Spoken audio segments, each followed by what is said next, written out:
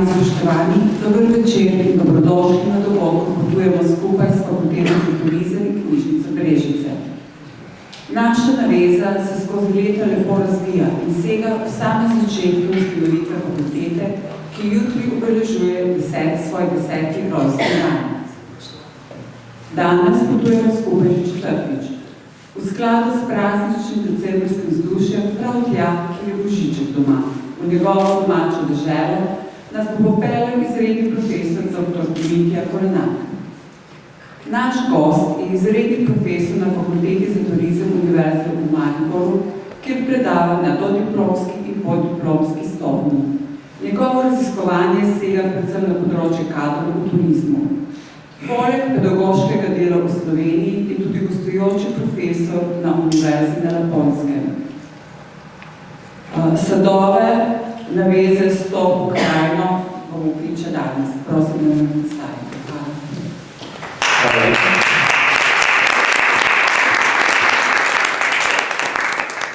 Dobrodošli, lepo zdrav tudi v mojem imenu. Danes, kot rečeno, potujemo na Japonsko, pa mislim, da bo najboljša uvertura, da malo pogledamo, kam se potujemo.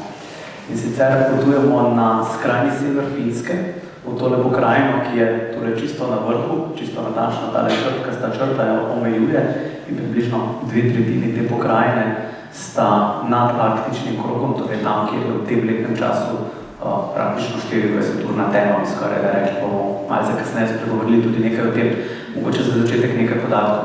100.000 kvadratnih kilometrov je velika Japonska, kar je za primerjavo približno 5-krat toliko, kot je velika Slovenija. V celi regiji pa živi približno 180.000 ljudi. Skratka, poenostavljeno povedano, izjemno redko poseljen prostor je to 1,8 prebivalca na kvadratni kilometr. Če se moje srednjošolske misli še kaj dobro delujejo, mislim, da je Slovenija tam približno na 99, ne bo kolega tam nekaj govoril že kima, ja, torej 99 prebivalcev na kvadratni kilometr pa nekako v Sloveniji. 2/3, kot rečeno, znotraj arktičnega kroga, prek 180.000 Japoncev, ki tukaj živijo, tukaj najdete tudi približno enako število jelenov, severnih jelenov, in pa enega prav posebnega domačina, tistega, ki ga največ ljudi hodi tudi obiskovati, to pa je seveda Božiček. Zdaj, mogoče najprej čisto za začetek malo par besed o tem, kakšna pokrajina to je. Japonska je dejansko pokrajina, kot se oni sami poimenujejo, 8 različnih letnih časov. Res je, da je od 8 letnih časov dejansko kar 7 takih, ki so bolj zimsko obarvani, ali pa vsak, bom rekel, 5 takih, ki pa imajo pri sebi sneg. Zdaj v tem letnem času so okrog Božiča, to je tale zadnji letni čas, ne? To je dejansko obdobje, ko na Japonskem sonca skoraj da ne vidite, ko dejansko sonce vzide, ampak vzide toliko, da se na obzorju mogoče pokaže majhen delež, v večjem delu arktičnega kroga pa ne vidite nič, ne, dejansko je tako kot jutranja zarja preko celotnega dne. Potem januar, februar, to je ta najbolj mrzli del zime, v nekaj fotografijah se bomo sprehodili tudi skozi ta del, najlepši del leta zagotovo marec in april, ogromno sonca, še vedno tudi ogromno snega, potem obdobje tamle proti sredini maja, ko se začnejo topiti jezera in reke, pa naprej preko poletnega polnočnega sonca, se pravi recimo junij mesec, ne, ko pa sonce dejansko ne zaide, se samo spusti na obzorje, pa se potem začne spet dvigovati. Poletje je sezona, ko se obira vse možne pridelke, tudi tem nekaj danes v prezentaciji, in pa potem zelo vrnita jesen, predno zavijamo nazaj v zimo. Zdaj, kakšno življenje na severu? Najprej mogoče nekaj takšnih zelo tipičnih, bom rekel temu, zmotnih predstav o tem, kaj v polarnem krogu je mogoče in kaj ni mogoče. Ena tistih prvih, tam je ves čas tema. Bomo pogledali čisto, koliko je teme. Da zima traja 365 dni, tudi to ne drži čisto, je po veliko zime. Oni dejansko deklarirajo zimo v dolžini 8 mesecev, tako za malo primerjave, in približno mesec dni poletja, ostalo pa se zdaj razdeli med pomlad in pa jesen. Nič ne morajo pridelati, premrzlo je, tudi to ne drži. Praktično pridelujejo, bom rekel, zelo podobne stvari kot pri nas, z sicer eno ključno razliko. Vse tisto, kar ima daljši čas trajanja rasti, recimo, ne vem, glavno doselje, tega ne morejo pridelati, ker enostavno ni dovolj poletja. Imate pa recimo na drugi strani jagode. jagode pa čudovito zorijo in so eden boljših produktov iz tega področja. Pa tako morda, da se tam ne da živeti, tudi to sem že ogromno krat slišal, no. Pa gremo zdaj malo skozi slike pogledati, kako to izgleda. Tole najprej čisto na začetku, zanima, če kdo prepozna, kaj bi tole lahko bilo. To, kar gledate, so Brežice. Ste rekli, sem prišel predavati o Laponski, pa govori o Brežicah. Dejansko vidite, kako se giblje razmerje med dnevom in nočjo v Brežicah. In sicer, zdaj smo nekako rečemo tule v preseku med novembrom in decembrom, in razmerje, koliko je dneva in noči, je tule vidno. Zdaj pa za kontrast, kako izgleda ta ista podoba oziroma ta isti graf, če ga narišete v Rovaniemiju. Takole, da dejansko imate ogromno noči v teh zimskih mesecih, je pa res, da tule nekako od 10. junija pa do 12. julija približno pa sonce sploh ne zaide, dejansko imate 24 ur na dan sonce. Jaz sem imel priložnost izkoristiti oboje, torej videti in ekstremno zimo, decembra na Laponskem, tudi poletje na Laponskem in iskreno povedano, če mene kdo vpraša, je celo bolj naporno poletje kot zima. Predvsem zakaj naše telo je navajeno spati v temi.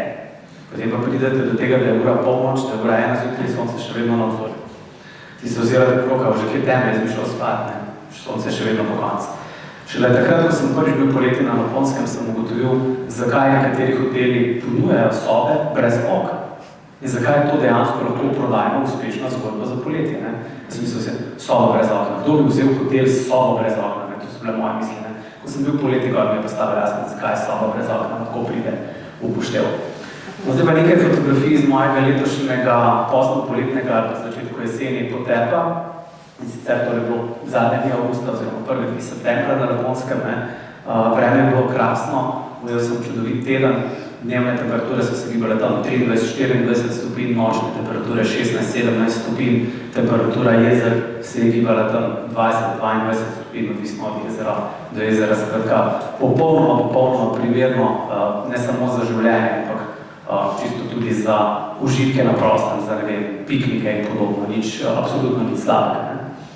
Tako da res taki čudoviti posneti se dajo narediti tudi poleti.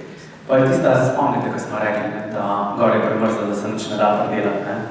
Tole so njihove jagode. Verjamete mi eno stvar, tako sladkih jagod pri nas ne boste nikoli jedli. Zakaj? Jagode pridobivajo sladkosti od odvisnosti od količine sonca. Če sonce sveti 24 ur na dan, to samo pomeni, da postajajo hitreje, bolj sladke kot pri nas. Tole je njihov ribez. Za eno razliko. Kdaj pri nas obiramo ribez? Konec junija, juli, tam nekje. Tole je slikano prvi dni septembra, takrat je bil ravno optimalno zrel. Zdaj pa tista, nekaj ste rekli, premrzla, da bi se dalo živeti. Včasih pa tudi zelo mrzlo. Tole je slika, ki je narejena približno kilometru in pol hoje od mojega stanovanja do moje pisarne, oziroma stanovanja, kjer sem bil nastanjen do moje pisarne. In takele naravne trpalnice, prosto to je čist naravno, tu ni nobene maskere, ni zadnje, nekako to imel napačno predstavo. In tole se dejansko zgodi, ko greš po minus približno 30 stopinjah, kilometr in pol daleč. Namreč, tole je masko, ki jo uporabljam, to so barve University of Lapland, oziroma tega konzorcija, pod katerega spada tudi raziskovalni inštitut, na katerega hodim. In oni uporabljajo, to imenujejo MOVE, to je dejansko tako kot šal, ki ga potegnete preko nosu, zato da ne vdihavate tako izrazito hladnega zraka, ker ta izrazito hladni zrak bi hitro pomenil, da bi se tudi prehladili. In ker potem, ko izdihnete tlele v očesih, pa gre malo vlage ven, se vam na trpalnicah naredijo takele srake. Tako da zgledaš, pa oči zapreš, pa nočeš jih predolgo imeti zaprtih, ker se potem dobesedno lahko ti zgodi to, da ti nekaj primrznejo. To, da recimo greš ven brez tega naglavnega ščita, brez mufa, se ti nosnice dobesedno lepijo, zmrzujejo ti. Pač enostavno posledice tega, da so zunaj temperature minus 30 ali pa še kaj hujšega.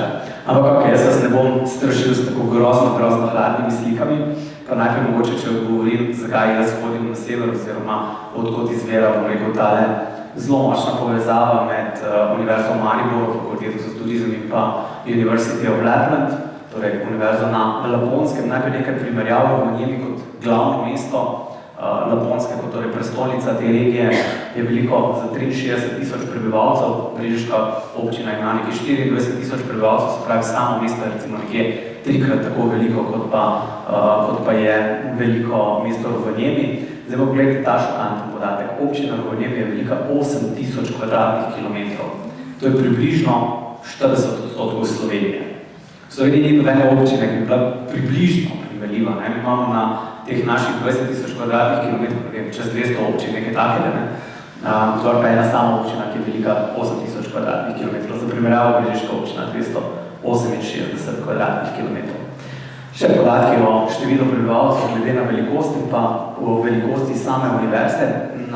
V Rovaniemi dejansko delujeta dve univerzi.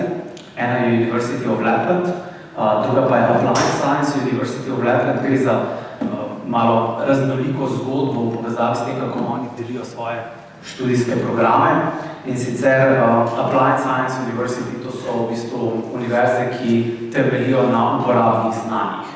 In posledično na račun tega, ker temeljijo na uporabnih znanjih, so tam noter recimo študijski programi, kot je, ne vem, bom na pamet zdaj rekel, eden takšnih odličnih zdravstvena nega, recimo, ker je to pač uporabna znanost. Medtem ko na klasični univerzi pa najdete številne programe, pravo, ekonomija, pedagoški programi in podobno.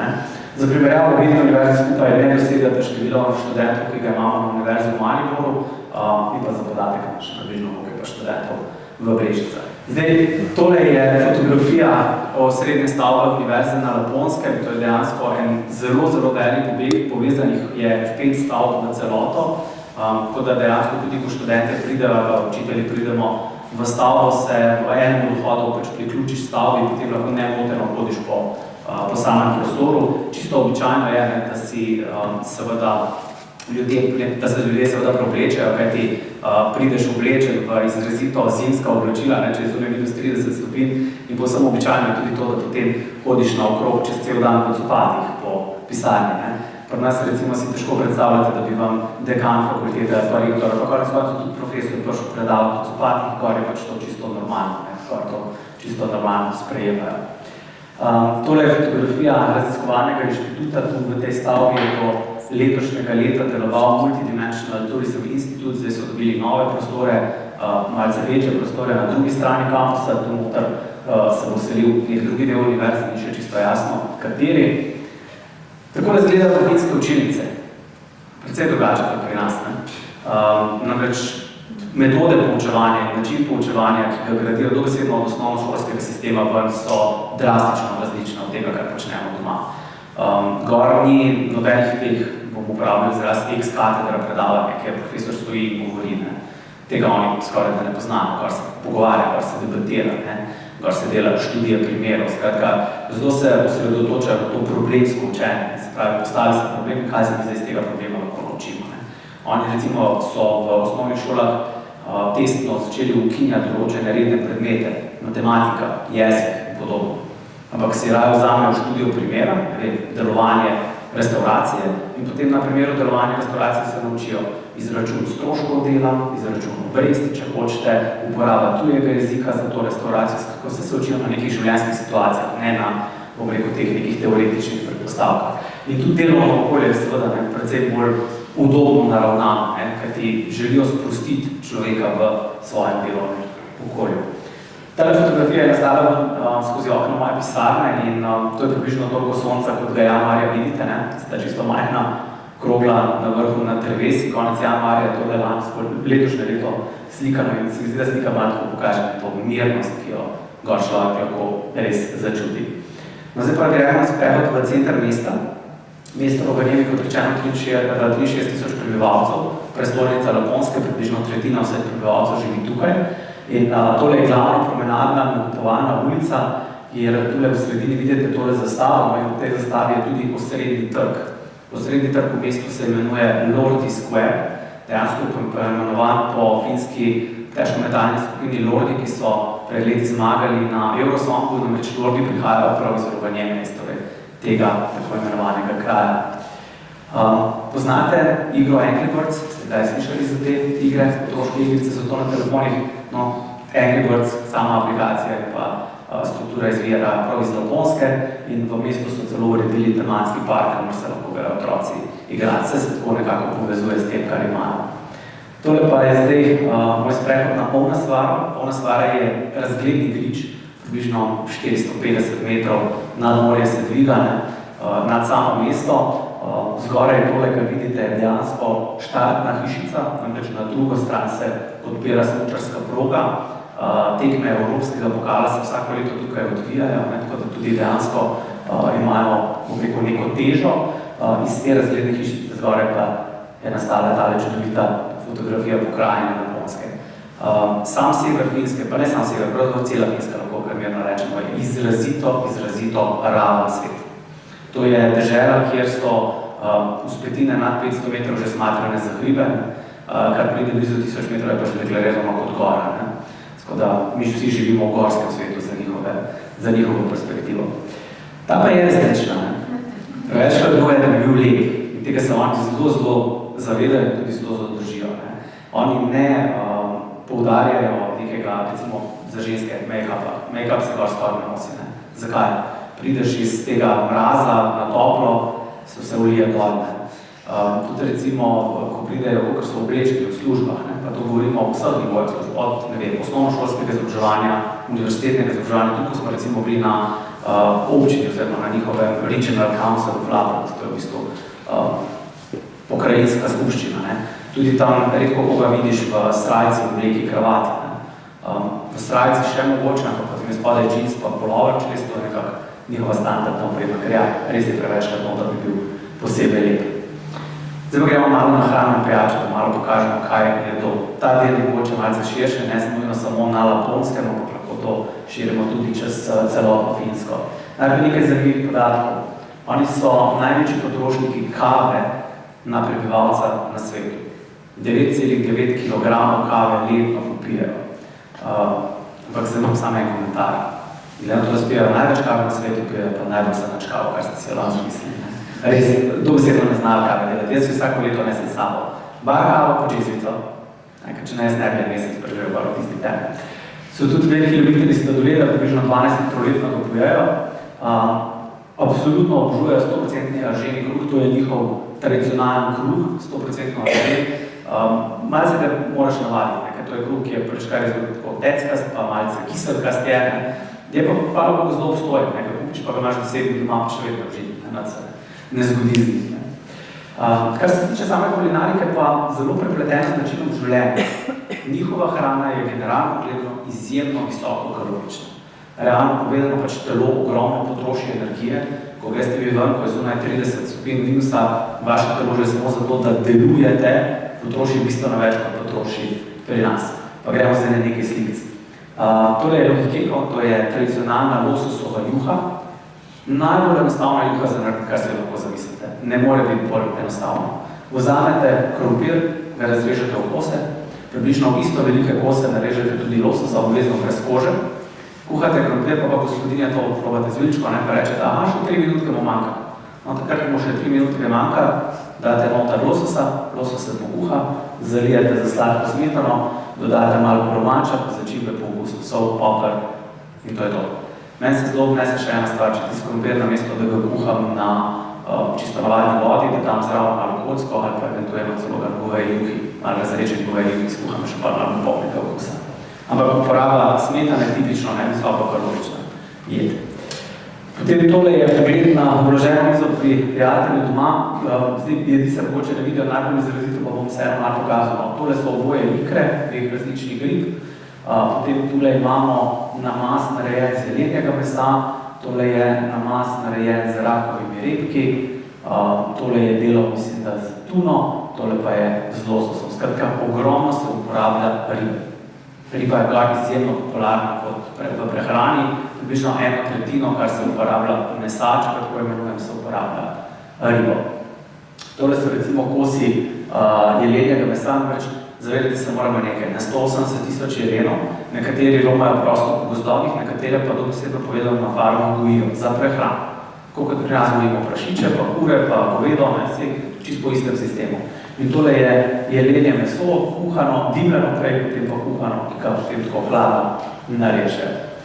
Kari pirka oziroma kardioljen paj je tudi ena taka zelo tipična zadeva, ki jo boste gor dobili, to je rženo testo, v katerega, ki ga zelo natanko razvarjajo, potem pa noter naložijo žličko v bistvu mlečnega riža, vendar slana kuhanega mlečnega riža. Vse skupaj zaprejo, skupaj popečejo v pečici, tudi zelo taka tipična, bolj kot slavica se je. Tole pa so arktične robide. Arktična robida je po mojem najbolj tipičen sadež na Japonskem. Ko ga greste nadbirati, sicer se vam zdi, da boste znoreli, zaradi tega, to so zelo majhne, še manjše kot maline jagode, ki rastejo izključno in samo v močvirju, kar pomeni, da se otepate finskih komarjev, ne jih imenujejo jih ravno za stojn Finnish Air Force, oziroma finske letalske sile, namreč komarji so dobesedno takole veliki. To je več kot dvojevrski kovanec velikosti komar, veliki popiči tudi veš, da je večer iz komarja. Tole imamo pa evo pa še sladoled na vaflu, ena zelo taka priljubljena hiprestauracija v centru mesta, kamor zelo radi zaidejo nekakšno slavico. No, čisto na koncu pa kava, jaz sem pa nekako uspel jih pripričati to, da smo vsaj zamenjali in smo začeli kavo kuhati na takle lonček, ki je kolegica prinesla od doma. Namreč oni drugače kuhajo kave na te v bistvu aparate, kjer je potem kava se pregreva v loncu in da samo točiš. Se skuha litrska buča kave in ti jo samo točiš. In tista kava je izjemno taka redka, vodena kava je, ni to prava kava za naše okuse. Ok, gremo malo pogledati živalski svet. Kar se tiče samih živali, ne vem, če ste vedeli, kaj je nacionalna žival Finske? To je beli labod. Na skrajnem severu belih labodov ne boste našli. Boste jih našli pa ogromno na jezerih okrog Helsinkov. Ne rečejo ravno za ston Finski, da je to država tisočerih jezer, ekstremno veliko je teh jezer, približno 30% površine države je prekrite dejansko z vodo. Kar se tiče pa avtohtonih živali Japonske, pa absolutno severni jelen, vris, medved, belorepi orov, velika siva sova, to so take najbolj tipične, ki jih lahko najdete. A veste, katere pa najbolj poznane žival? Rudolf. Kaj pa zvega? Gremo zdaj pogledati malo tele Rudolfke. Tole fotografiramo na farmi jelenov, to so dejansko jeleni, ki so gojeni za uporabo, za predelavo, za živilsko industrijo. To so farme, ki so po 100x100 km, recimo ograjena posestva velika, z žico ograjena, ampak vsak jelen ima kup vzemov na sebi še takole ovratnica, kjer je noter tudi GPS sledilec, da dejansko lahko sledijo, kje se čreda pomika. Tako da potem po teh farmah zapeljejo z takim trosilikom, nasujejo takšne brikete in seveda potem vsi jeleni pridrvijo na kup, da se hitro najedo. Zdaj, poleg teh jelenov, ki boste našli na farmah, boste videli tudi ob cesti, pa tako naprosto se romajo po gozdu ogromno tudi divjih jelenov. Sej že sam podatek 180 000 jih živi na Japonskem, po mojem, ogromno pove. Sama dežela je tudi neločljivo povezana s tem odnosom med živaljo in turizmom. Glede na to, da prihajam s fakultete za turizem, napravlja tudi o tem nekaj spregovorim. Tole, kar vidite, so dejansko farme psov, na katerih gojijo pse za pasje oprege. Takole to zgleda. Treba je razumeti, da do pred približno 50, pa 70 let, 50 let nazaj, lahko rečete, pa doboče 70 let nazaj, je 9 od 10 ljudi na Japonskem potovalo okrog točno takole, pa nič drugače. Ker drugače enostavno ni šlo. Cestni sistem je razvit, ampak razvit je danes do neke zmernega dela, medtem ko med določenimi otročnimi kmetijami se še danes uporablja samo pasje oprege. Danes je to predvsem priljubljeno pri turistih, ki potem jih posedejo na tele stvari, od zadnje je vodički vodi to uprego psov, običajno 7 psov je upreželi pa eno tako uprego, pa nas prosim ne skrbi, živali v tem ne trpijo, vsi želijo biti na prostem, želijo teč, to je njim v krvi, in tudi ta odnos med živaljo in turistom je izjemno poudarjen, to poudarjen naj skrb za živaljo, torej, da ne gre zdaj tukaj samo za neko izkoriščenje. Takole gledajo mladički, ki se pripravljajo, da potem naslednjo sezono pa že uspešno vlekli tiste pasje oprege. No, to je prva fotografija iz najbolj severnega živalskega vrta, ki ga lahko v Evropi obiščete. To je Rano Azul, približno 60 km južno od Rovanieme, še vedno v arktičnem krogu. Zanimivost tega živalskega vrta je, da dejansko imate takole urejene tele sprehajalne poti, vi hodite dobesedno dvignjeni nad živalmi, spode pa ogromne površine, v katerih živali bivajo, tudi recimo doma volkov, ki se komaj kaj vidi na te slike, ampak meni je bolj bistveno, da vidite te urejene sprehajalne poti. No, tole pa je Sisi, to pa je v bistvu severni polarni medved, ki se je skotil tukaj v ujetništvu. Kaj bi rekli, koliko je ta žival velika in težka? Če bi se postavil na zadnje tace od mene, ne, bi ga bilo približno za 50% več kot mene, nekje tam 260 cm višino, bi dosegel in pa teža je nekje med 550 do 600 kg. Skratka, gre za res velikega orjaka, ki ga lahko tako blizu občudujete, imajo pa res čudovito urejene velike površine, tako da ni nobenega problema. Čudovite tudi sove, jaz sem, bom rekel, bil tukaj v tem živalskem vrtu prav začuden. Jaz poznam sove, ne, pa nas doma, sove. Tu ta sova je velika vsaj 50 cm, pa ima vsaj 10 kg takega, kako ogromno sove so. Zdaj bo mogoče nekaj od teh, kako preživljajo ljudje na skrajnem severu svoj prosti čas. Najprej nekaj takih malce za pomislek. Oni resnično poudarjajo ta življenjski slog življenja na prostem. To si je zelo težko predstavljati pri dejstvu, da so temperature tako nizke. Mi smo za moj rojstni dan v začetku februarja lansko leto, ki sem ga praznoval pri njih, si naredili piknik.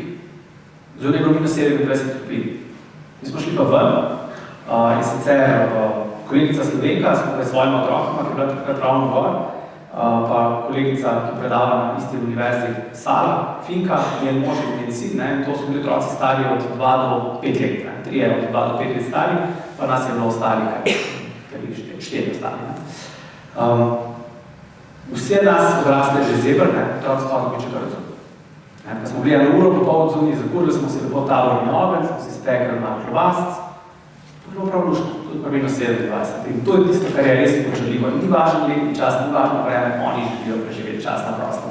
Tako da zato tale piknik 365. Tisto, kar je nekoč bila to besedno povedano borba za preživetje, pa je danes tudi zelo priljubljena prostočasna aktivnost, to je ribolov. V 2 zelo raznolikih različnicah se ga da doživeti. Eno je poletni ribolov, ki je običajno v obliki muharjenja, drugo pa je tako imenovani ledeni ribolov, kjer si izvrtate luknjo in potem izpod ledu lovite ribe. Pa nekaj o smučanju, ki ni smučanje, nekaj zaduha in telo, to pa vam pokažem na fotografijah. Evo, tole še mogoče zanimivo, predno se kakorkoli odpravite, si morate organizirati svoj dom in pred domom običajno stojijo takele sani. Čemu je tole namenjeno? Vidite, da so 3 različnih velikostih, za očeta, mamo in za otroka. Tu spredaj odložite svoje nakupe, svoje nahrbtnike, če imate meni otroke, date otroke gor sedeti, potem pa stojite na teh ravno razširjenih delih sani zate in se v sredini poganjate. In s tem so v bistvu na mesto s kolesom, ki vozite v službo ali po trgovino ali tukaj podobne. Tudi recimo, ko grejo loviti ribe, ko grejo na piknik, si zelo radi naložijo na to in se potem odpeljajo. Čar je res v tem, da imajo izjemno dobro urejen sistem javnih poti. Zelo široki pločniki, tudi po zimi urejeni pločniki. To ne pomeni, da so pluženi do čistega, ampak je sneg steptan. In po tistem steptanem snegu ali stekaškimi smutmi ali reče tako in tako naokrog. No, tole je fotografija iz 14. aprila letošnjega leta, to je bilo dan, preden sem se svrnil nedelja, da smo šli še na sosednji hrib in smo si naredili tak piknik, še vedno bo odzunaj temperatura blizu ničle, pa približno 50-60 cm snega. Bilo pa je čudovito nekaj drugega. Dan se je vlekel že od 4 zjutraj, pa tjale do 11 zvečer bilo svetlo. Proti polnoči se je zares stemnilo. Takšne so pa kočice, take ute, ki jih postavijo mestne oziroma regijske oblasti. In te ute so pravzaprav dejansko namenjene temu. Prideš, si prinešeš s sabo svoje stvari za piknik, si prinešeš s sabo tudi drva, nekatere so celo oskrbovane strani mesta z drvi, se zakuriš ogenj in si pripraviš piknik. Kako to izgleda v praksi? Približno takole. Oni vsi načeloma takole te drva v dejansko takšnih vreči, prodajajo na vseh bencinskih črpalkah, pa tudi v trgovinah. Potem pa se odloži na tla običajno kakšen papirnat krošniček, nase nastrga malo lubja in se potem z neklasičnim vžigalnikom, ki v bistvu oni to imenujejo flint, ki je pa dejansko za magnezijevo pačko na eni strani tako okroglo in na drugi strani kovinsko kot nož, ostro je rezilo, s katerim potegnete potem magnezijevi pačko in sproži take iskre, ki potem zakurijo ogenj. Evo, takole zgleda, ko se postaviš v ta taborni ogenj, vsa ta konstrukcija, se pravi hiška, klopi okrog, ogenj kot tako, oziroma okolišče, to je vse tam in je postavljeno, da je tudi betonirano, noben tega ne bo odnesel. Ti samo prineseš svoja drva, prineseš svoje krvasce in si lepo narediš piknik. Zgleda zelo temno, ne se ba, to je bilo na 3,5, pa 4,5. Ko smo si mi naredili piknik takrat dobro. Evo, to je pa naša pot z sanmi na reko, kjer smo se odpravili loviti ribe, ta klasičen ice fishing. Tu mogoče povem eno zanimivo anekdoto, ko sva prvič s kolegom Harjem, ki je tu na sliki, šla loviti ribe, sem imel eno tako zelo neumno vprašanje, ki pač nisem vedel. Sem rekel, ok, povej mi, koliko mora biti debel led, da jaz lahko gor hodim? Pa je rekel, pa me pogleda, pa je rekel, le, s tvojo kilažo 10-12 cm pa si dober, pa bo led zdržal. Ok, v redu, pa razlaga naprej pa reče, vse, kar je nad 20 lagiš za avtom gor, kar je nad 30 lag zapeleš avtobus gor, če je nad pol metra, tudi avion lahko pristane, ni nobenega problema več. Ok, zdaj mi povej, koliko je pa led debel, Ono vzame ta sveder, zavrta luknjo in izmeri 66 cm. V redu, je mirna stvar, lahko ribe, ni problema, nobenega ne bo nikamor odnesla.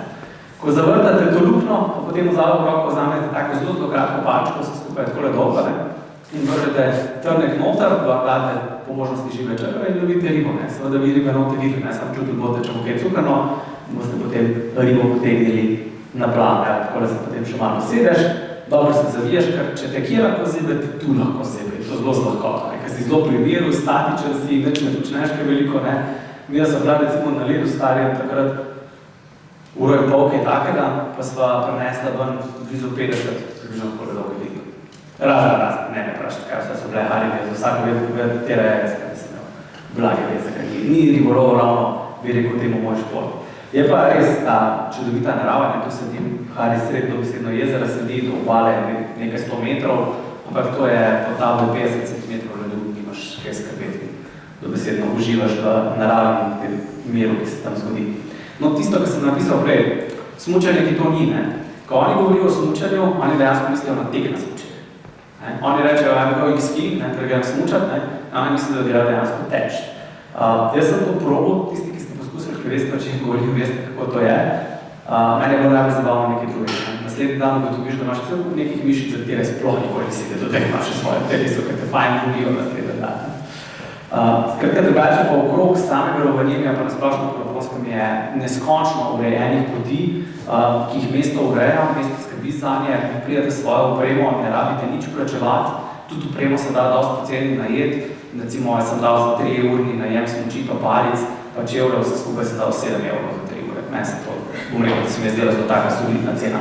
Celodnevni najem je bil pa 10 evrov, tudi recimo za cel dan jih ne, ker potem lahko čistmerno težko naokrog. Tukaj je dokaz, da je res lahko tudi mrzlo, -27 je bilo na ta dan, ko smo se odpravili v Levi. Levi je znano zimsko smučarsko središče, če ste kaj spremljali, tekme svetovnega pokala so konec novembra dejansko, takrat imeli prve tekme zdaj v sezoni v slavnem prav v Leviju in to je bila naša pot proti samemu Leviju, tole pa je fotografija iz smučišča.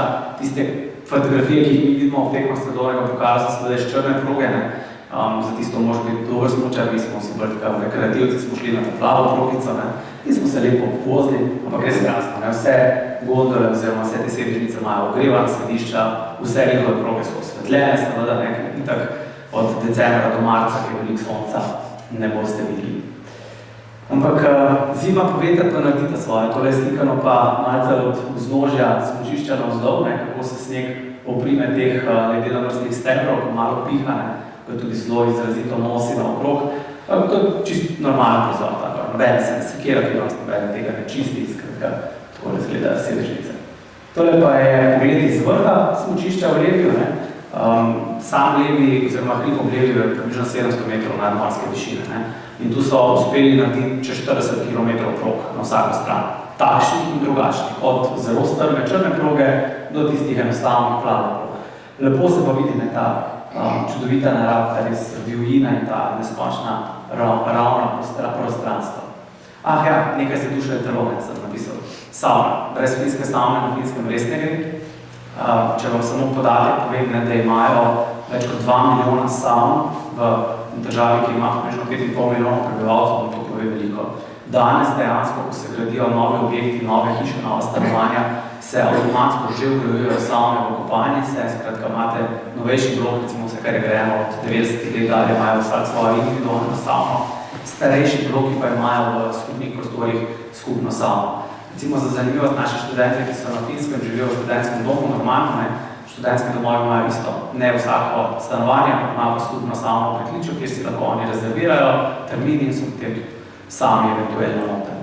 Teh sauna temperature seveda morajo narasti, kar ekstremno tjale na 80 plus stopinj, pa čim nižja vlažnost, nekaj vlage seveda treba dodajati s polivanjem tega kamna, zato da res doživiš tisti pravi učinek saune. Zdaj vas peljem pa še do ledenega hotela. To ste zagotovo lahko že kdaj tudi videli po televiziji, vsako leto poročajo o teh ledenih hotelih, zdaj pa malo ozadje zgodbe, kako je to narejeno. Vsako leto seveda gradijo ta hotel na novo, včasih to rečem, kaj bi vsako leto gradili na novo? Zaradi tega, ker junija, ker pa 25 stopinj se pa stopi, tudi vsa tista razkočna količina snega. Približno 20 milijonov kilogramov snega, približno 350 tisoč kilogramov čistega ledu, zato da zgradijo hotel z 16 sobami, nič več. 16 sob, cena za 2 osebi na noč v sobi pa je 420 evrov, pa naprej, odvisno od tega, kakšna soba ste si izbrali. Skratka, cene so tu res ekstremne. Jaz kot rečeno hodim v Romanjevi, tale Snow Hotel od Labrat Hotel, Snow Village velja za enega najlepših, pa je takole gor severno proti švedski meji. Pa gremo bolj na tajno, ko smo bili v Snow Villageu, to je zdaj ta posnetek od zunaj, tole boš čakal v samem vhodu, tukaj je dejansko vhod v hotel, tole je vse narejeno iz ledu in pa snega. Za samo gradnjo uporabljajo takšne bloke in kako to dobijo, dobesedno povedano, režejo jih ven iz bližnjega jezera.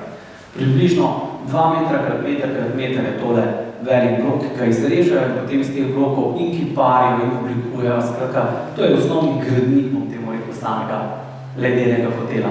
Seveda se pomagajo s takimi pomičnimi strukturami, dejansko oni to postavijo, z zasneženimi topovni zasnežijo, strtajo sneg, premaknejo naprej, naslednjo, in s tem ustvarjajo take koridorje, hodnike, iz katerih potem ustvarjajo tudi sobe.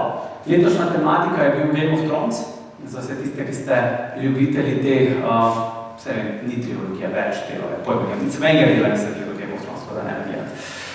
Skratka, Game of Thrones je bila letošnja tematika in seveda zato, da so lahko te zastave vseh teh družin, ki jih v seriji Game of Thrones srečate, takole lepo postavili, so jih dobesedno dali v vodo in jih zamrznili. To je v zamrznjeno proko noter je zastava. Takole potem izgleda recimo bar, kjer so iz teh ledenih blokov izklesali take sočke in ti so lahko pridete tudi na pijačo. Pridete noter, se usedete, naročite pijačo, če boste pili hladen napitek, vam ga celo postrežejo v kozarček, ki je dejansko narejen iz kocke ledu. Ne pomivajo posode pravijo, bolj enostavno stran za tak kozarček. Takole izgleda ta osrednji prestol, ta je bil taka zelo markantna fotografija, če se nekaj slabš vidi. Takole izgledajo pa sobe. Sobe so izrazito lepo oblikovane. Te sobe niso velike. Po kvadraturi govorimo tam 10-12 kvadratnih metrov, nič večjega. Noter so postelje, ki imajo leden okvir, samo to zmetenje pa je dejansko lesena konstrukcija in vi dobite arktično spalno vrečo, v sosednji sobi, tam, ko so kabine, se lepo preoblečete in pridete v to sobo, se zaprete v to spalno vrečo in spite dejansko na konstantni temperaturi, nekje -2, -3 stopinje, toliko je temperatura v sobi. Ampak bolj kot mogoče te same postelje so zanimive te stvaritve, ki jih oni nad postelje naredijo. To je dobesedno tridimenzionalno, to so umetniška dela, čizmerno, kot temu tako rečemo. Namreč to je v sneg razljano ven v tisti strnjen sneg, zato da se ustvarjajo take res lepe strukture.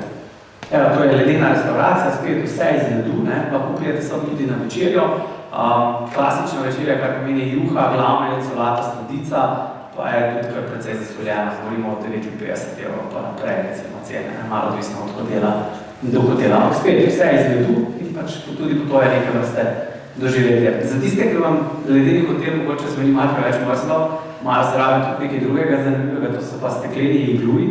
To so dejansko taki iglujčki, kjer so stene okrog in okrog, to je kot vaša soba, kot hišica, počitniška, če hočete.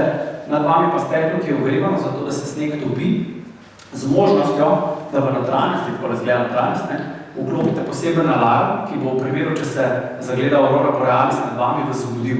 Torej, zvonec vam bo zbudil, vi se boste zbudili in boste nad sabo videli to čudovito aurora borealis.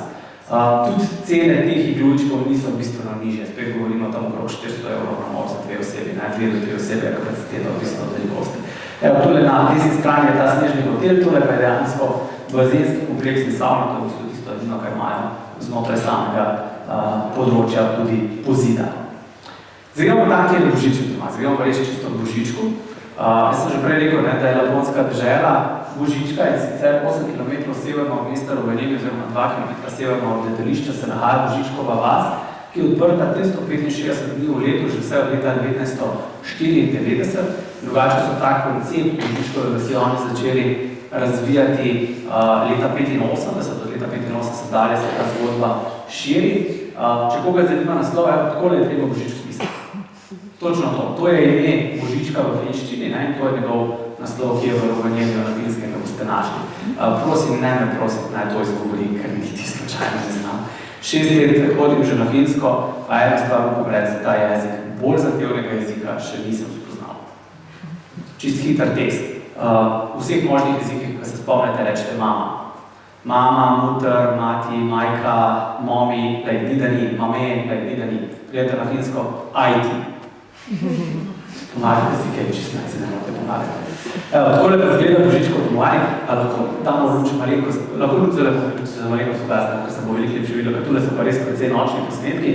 Tole je Božičkovo domovanje, jaz sem enkrat šel namensko zvečer tja, ker v temi se res čudovito vidi. Tu je čez dan res nabito polno ljudi, to je eno drugim hodijo predvsem azijski turisti. Zvečer je pa čudovito, če prijete, to je slikano v 9. zvečer, pa še bolj pozno. Čudovito, lepo okrašeno, čudovito z lučkami osvetljeno, tu postavlja tako ogromno božično drevo, na katerega gor navesijo zastavice iz vseh možnih držav tega sveta. In tole je dejansko črta, ki označuje arktični krog. In vidite, da dejansko direktno skozi Božičkovo domovanje vse skupaj teče. Ko se vzpenjaš k Božičku, je zelo zanimivo opazovati tudi to, da oni vsak dan spremenijo število dni do Božiča. Če vidite 114, tudi zaračunate točno, kdaj sem jaz bil tam, tole je slikano letos septembra, takrat je bilo že točno 114 dni do Božiča. Tole je bila fotografija mene in mojih prijateljev, ki smo bili letos pozimi pred njemu na obisku. Tam se ne morate sami slikati, vas pač profesionalno fotografirajo in potem te slike tudi dobro prodajo za dober denar. Tisto, kar je bolj zabavno, je, ko pridete do tja, vas na vhodu pričaka palčica ali pa palček, kakorkoli že. In vas vprašam, odkot ste. Poveste, da ste iz Slovenije in pridete tja in Božiček vas pozdravi v slovenščini. Vprašam, odkot v Sloveniji prihajate. Namreč on se je naučil govoriti prav v vseh jezikih.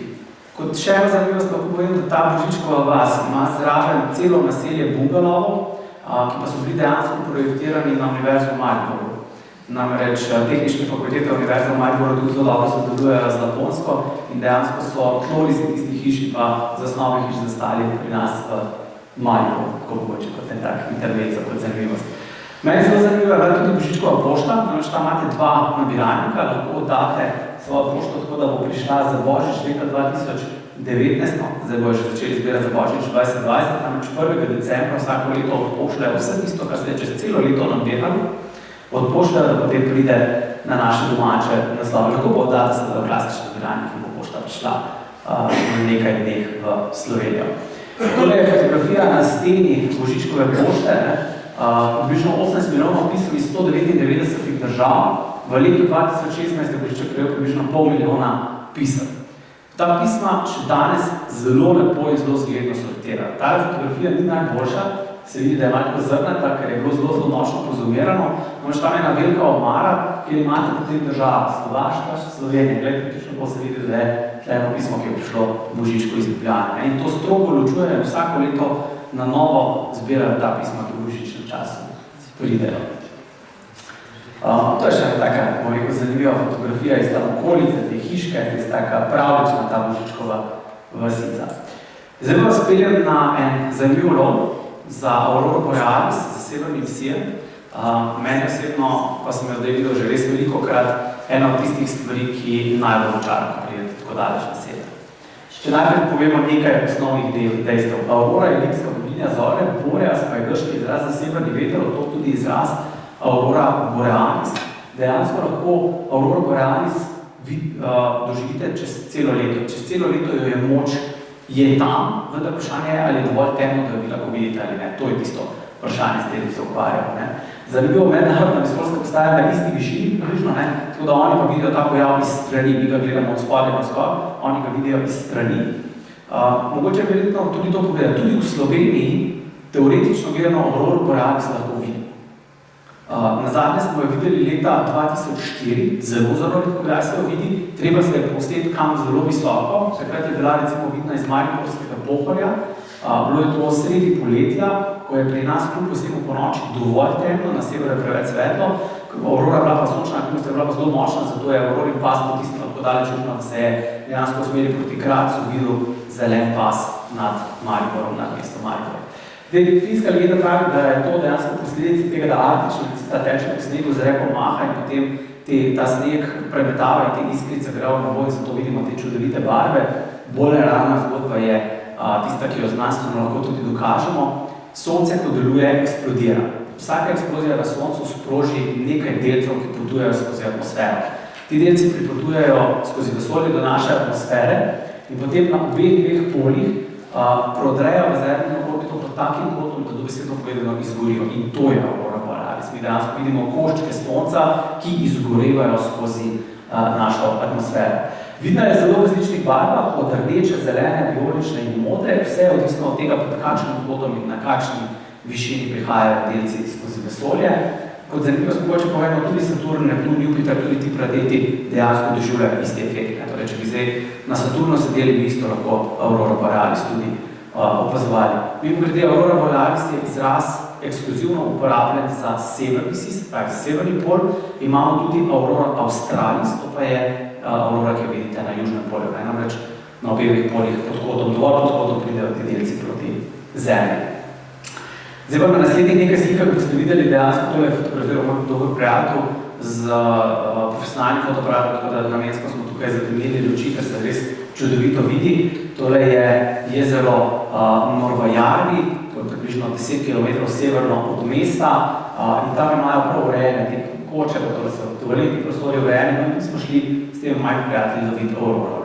Zunaj je bilo ekstremno mrzlo, bilo je približno -25 stopinj, mi smo preživeli na prostem moje na 4 ali pa 5, grozno hladno je bilo, to priznam, ampak nastale so pa nekatere res čudovite fotografije, to se je robi mali igral s fotoaparatom, mi se tam pripravljalo, da se bomo slikalo, je pa tle na stativ nastavil svoj fotoaparat, slikal v bistvu preko ognja, pozadje je jezero in tole je dejansko slikano približno ob 9 zvečer, tako da ampak flash, luna in vse ostalo se da narediti zelo zanimive slike. Takole pa zgleda, da se gledate pravo aurora borealis. To je fotografirano pa še približno 30 km bolj severno, namreč pri jezeru Norvajarvi nismo imeli sreče, zato smo se odpravili proti Polkajarvi, Jarvi je izraz za jezero, tako da Norvajarvi, Polkajarvi, to so vse jezera, tam pa nas je pričakala tale čudovita aurora. Tole še ekipna fotografija vseh naš 4 ob aurori. Zdaj pa gremo. Tole pa je posnetek iz 28. februarja letos. Takrat so bile aurore daleč najmočnejše v letošnji sili. Tole je dejansko fotografirano z klasičnim fotoaparatom na vašem mobitelu. Da je aurora tako močna, da je lahko vaš mobitel zazna, mora biti res ekstremna in takrat je dobesedno prišlo tako daleč, da se celo sneg bleščal tako v takšni zeleni barvi. Naslednji posnetek, ki ga bomo zdaj videli na tele prosojnici, je dejansko posnetek, ki ga je pripravil moj prijatelj, tole je njegovo podjetje, Wild About Lapland, tako da zato tudi izpisujem te pravice. Posnetek je nastal prav tako 28. februarja na jezeru Polkajarvi, pravi malce severno od Rovaniemja in tukaj zdaj dejansko boste lahko pa videli v teh približno 2 minuti dolg posnetek, boste pa videli, kako ta aurora zapleše. To ni statičen pojav, to se ne prižiga kot luči, ugasni možgi, ampak dejansko se giblje. V Rovaniemju načeloma srečujemo zelene odtenke, ta dan je bil zelo intenziven, zato tudi potem takšni vijoličasti oziroma med modrimi in vijoličnim odtenkom, ki jih lahko zagledate. Skratka, tole je bilo res, bom rekel, en tak čudovit ples in tisti, ki so 28. februarja letos bili v Rovaniemju oziroma v njegovi okolici, so res bili priča čudovitim prizorom. Mogoče kot zanimivost povem še eno stvar. V mestu vi auroro precej težko opazite, če je res intenzivna, tako kot je bila ta dan, se jo da videti. Drugače pa zelo težko iz preprostega razloga, ker imate dejansko preveč svetlobne onesnaženosti. Ulične svetilke, ki svetijo od tla na tleh je sneg, to se odseva, nič ne vidiš. Zato se treba pomakniti ven iz mesta, najboljše pozicije so nekako 10 do 15 km severno od mesta, ko se umaknete vsem tem uličnim svetilkam, super so zato jezera, ki so globoko zmrznjena, greste na sredo jezera, nobenega drevesa ni nič, nekaj bi vas uviralo, ne, in potem res pričarajo takile fantastični ples te Aurore se prikažemo.